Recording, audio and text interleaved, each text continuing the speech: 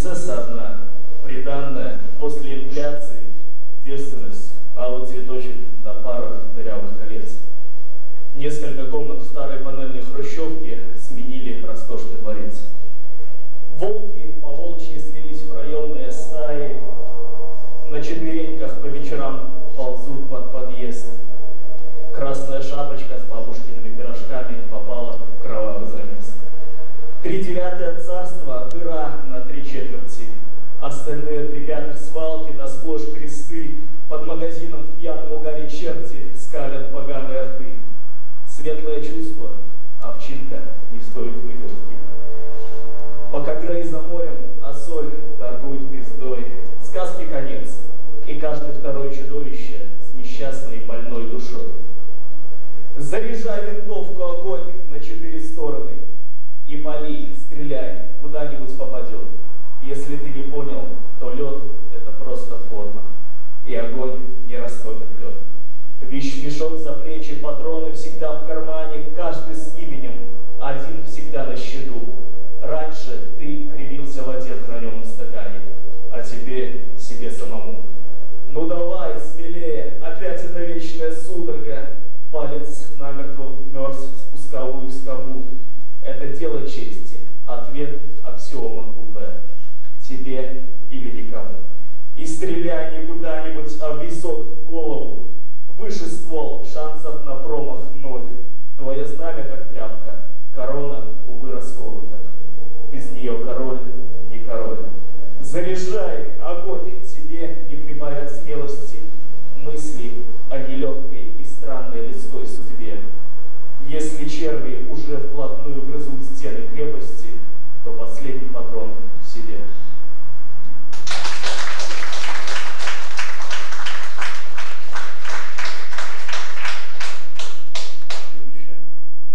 Был великий потоп, когда Ной свой ковчег строил.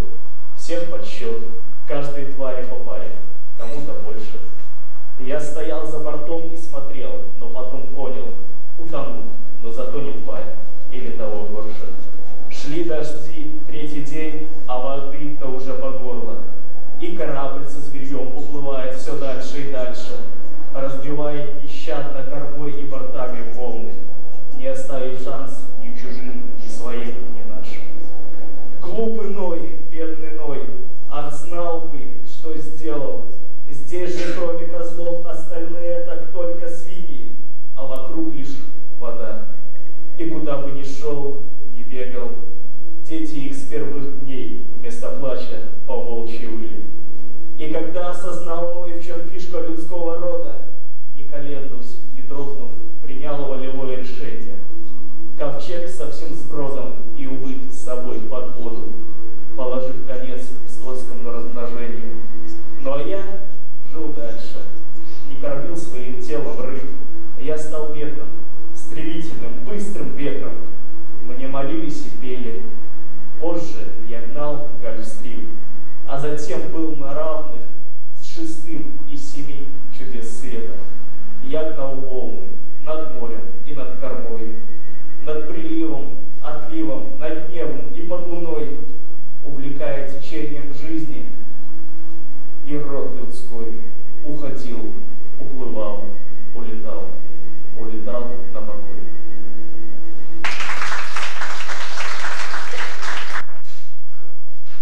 Все, нашел край, я не буду уже вас утомлять. Какой немножко наивная, конечно. Спесоль, паруса багряны от крови, а твой принц безжалостный кровопийца. По дороге к тебе он прошел через 1000 войн, на абордаж брал линкоры и штурмом столицы неизвестных тебе государств, и ему не всегда знакомых. Безрассудно, беспечно кидал свое тело в битву. Ты не знаешь, насколько он был подавлен и сломлен, и везет тебе не цветы, а опасную бритву. Ты, Ассоль, не глупа, но наивна ведь, это правда. Разве можно тебе до сих пор еще верить в чудо? Твой отец был моряк, а у них это все по уставу. Пить портвейн, курить трубку, каюты таскать приблуду. Твоя чистая вера ему не нужна отныне. Он растопчет ее, сломает и ребра, и волю. Он своими руками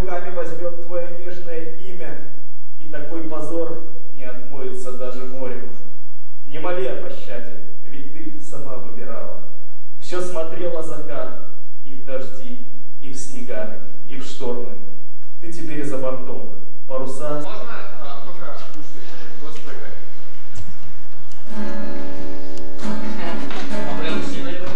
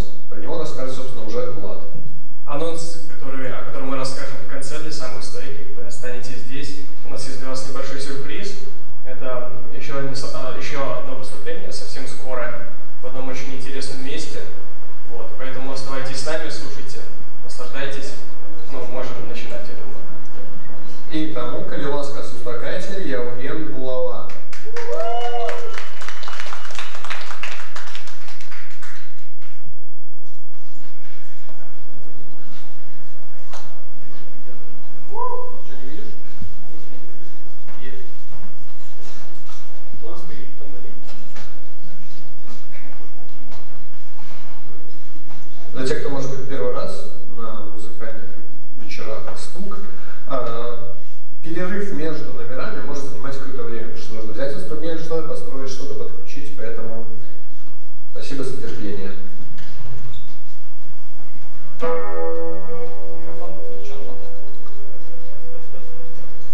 Раз, привитание.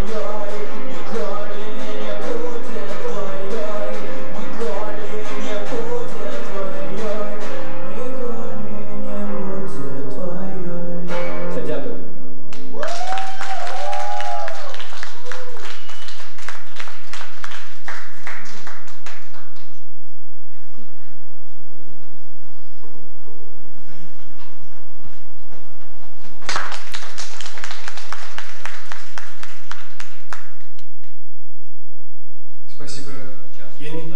Наш следующий участник Дима. Давайте тоже поприветствуем. Один из наших постоянников.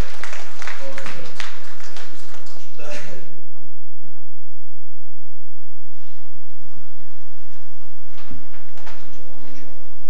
Вот, составляй тоже.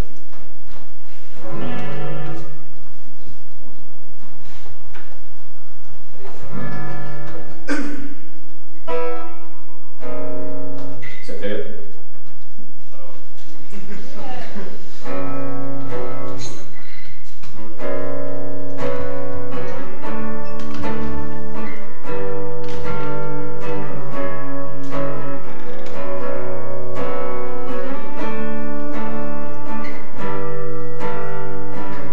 Воздушных шариков отряд ломался медленно в атаку. Металлургический завод, чтоб небо не коптил собака. Они все знали, что умрут, но небо с каждым днем чернее от заводских высоких труб. И это было им больнее.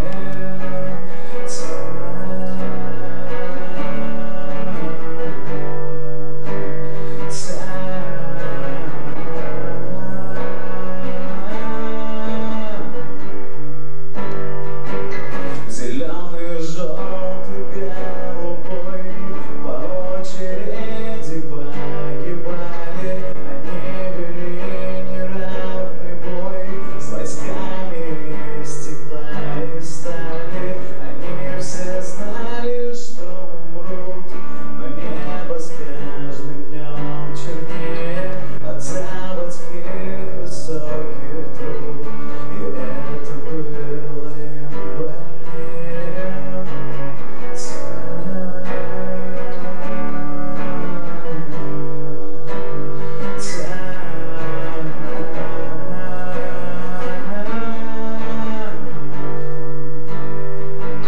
Воздушный шариков отряд рванулся медленно в атаку. Спасибо.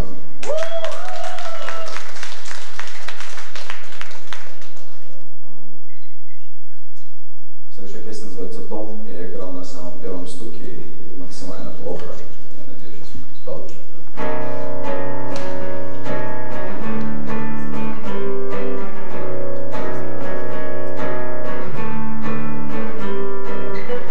Осень срывает яркие цвета, солнце не помогает, нет тепла. Угрюмая погода сменит мой дом. Туман, раскаты грома, слышу твой стон.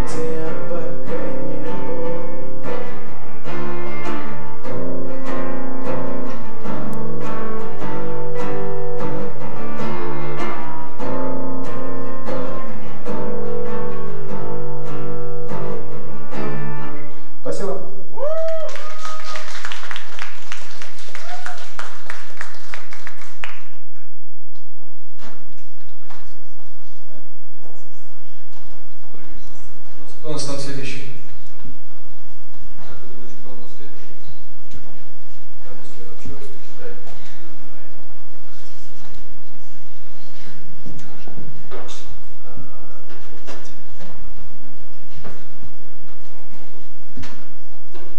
Можешь представиться? На, выкручивайся.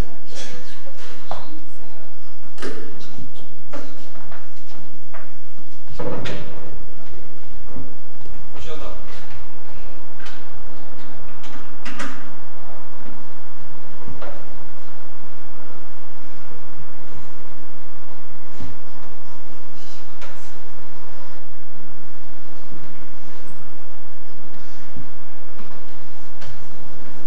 Всем привет. Меня зовут Марина.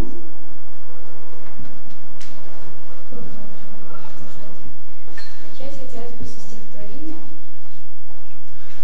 Но не знаю.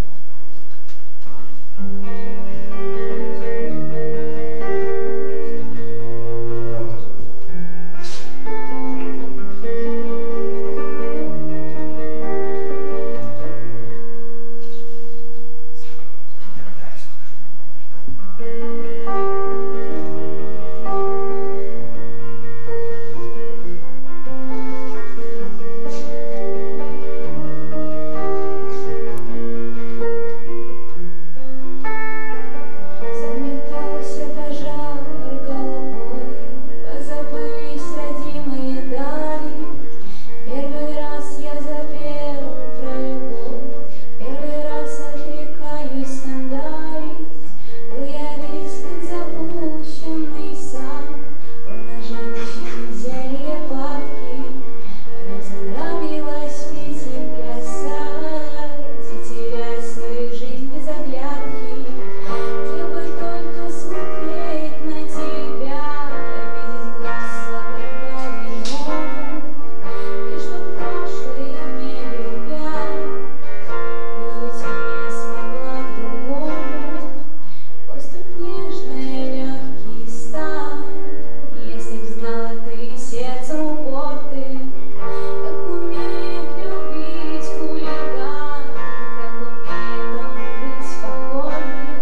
Я навеки забыл кабаки, и стихи выписать забросил, только тонкой касаться руки и волосты цветом в осень.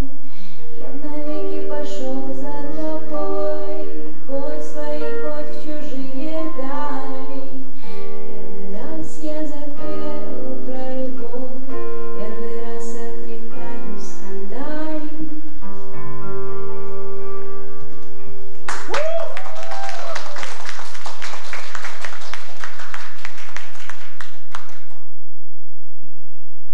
Что следующее? Вот. Поэты, я очень рада быть в вашей компании. И вот вам, наверное, знакомо такое понятие, как творческий кризис. Да?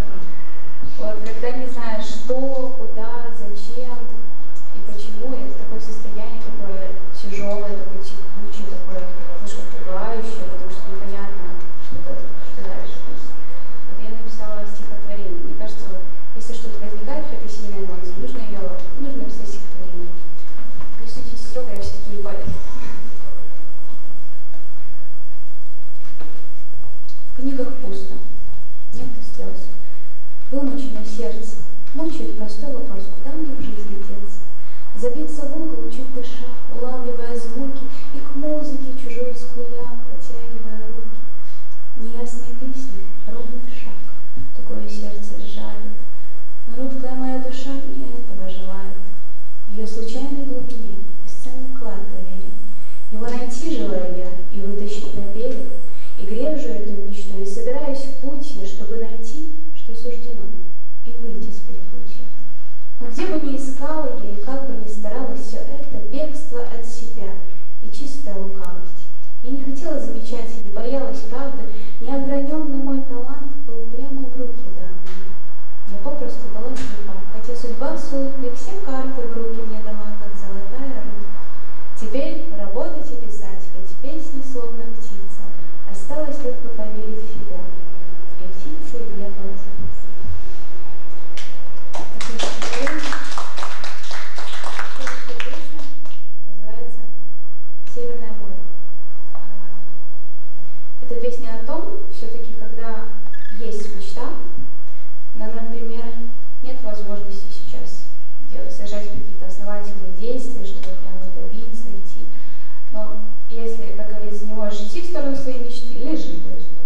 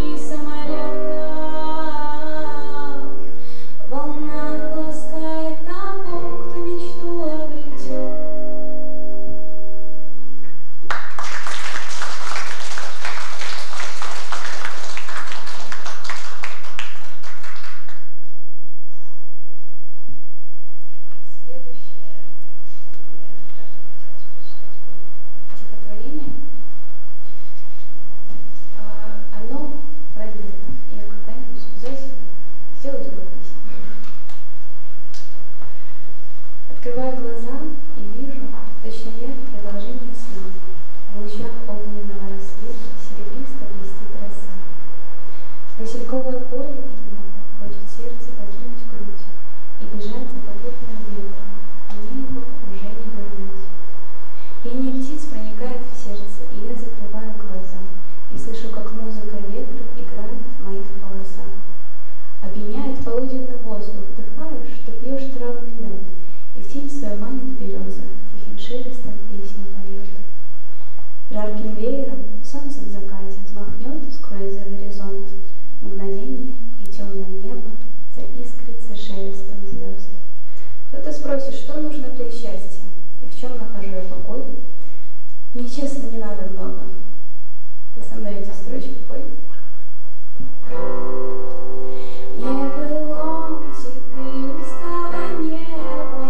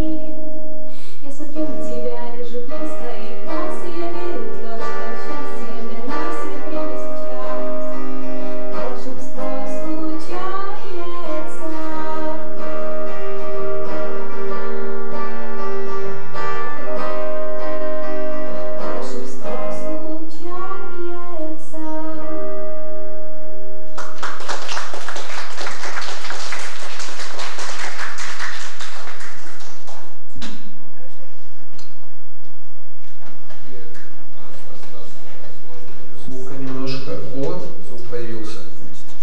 Значит, я картину вот наблюдаю со своего места, я здесь спрятался, да. Все это выглядит как какая-то туса, которая зашла слишком далеко. У нас есть стол, на котором есть остатки еды, развернутые стулья какие-то уже пустые. Это автор-пати. И, окей, следующий выступающий у нас Антон, Ваня. Они завершают сегодня наш вечер. Я тебя замечу. О, есть, хорошо, тогда нам нужно 2 минуточки и начнем.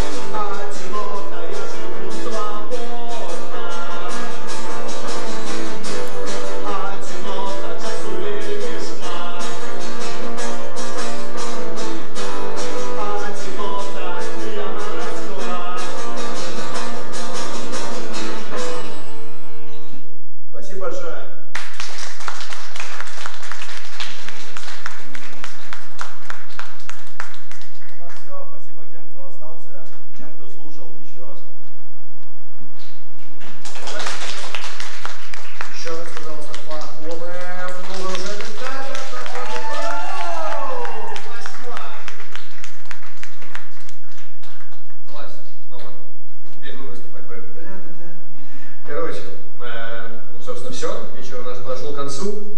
Вот этот человек говорил, что что-то он интересное расскажет. Пожалуйста, ему слово. Господа, дамы, значит, мы стараемся работать над проектом, развиваем стук, короче, чтобы было прикольно. По факту, блин, я не знаю, что мне говорить. Я типа должен... Скажи по факту. Что-то типа ведущего там быть. Ну, пофиг. Я вам просто по факту скажу и ни грамма не напишу. Вот. Значит, 28-го. 28 сентября, Сколько они узнают? мы замутим очень крупный, масштабный, грандиозный, особенный стук, который пройдет в баре «Квартирник». Это после автобазе будет. Значит, ну, я бы хотел вас всех туда пригласить. Будет много участников, будет много классной музыки. Вот, сами тоже будем выступать, да, Владос? Ну, типа так. Было бы круто. Ну, короче, приходите, бля, у нас там много времени будет классная атмосфера. Короче, давайте покажем Владосу, что такое стук. Вот, да. Вне стен библиотеки. Командировочки, ребят. Еще же можно будет побухать. Тук-тук, с вами был Стук. Всем спасибо, давайте похлопаем. На этом наш банкет закончен. Спокойной ночи, там, до свидания, с праздниками, со всеми. Спасибо, что были с нами. Да, спасибо. Пока-пока. Мы сегодня были на стуке, правильно? Да. Тебе не понравилось? только. Мы были сегодня еще и на поэтическом вечере. Тебе понравилось? Мне очень понравилось. Что тебе больше понравилось? Далеко не в первый раз. Больше всего, Да. что мне понравилось. Мне понравились мои друзья, которые все это организовали. О, хорошо. Ты приглашаешь всех 28 числа на стук в «Квартирник»? Я приглашаю всех своих друзей и не Мы вас только. приглашаем. Да, чтобы участвовали и гнули свою линию жестче, чем Диана гнет свою ногу. Спасибо, спасибо. Тебе как работящему человеку понравилось сегодня? Каменщик, работаю 3 дня без зарплаты. Зовешь ли ты людей 28 числа на стук в «Квартирник»? Зазываешь? Да. Понравится всем? Все. Тебе все доверятся.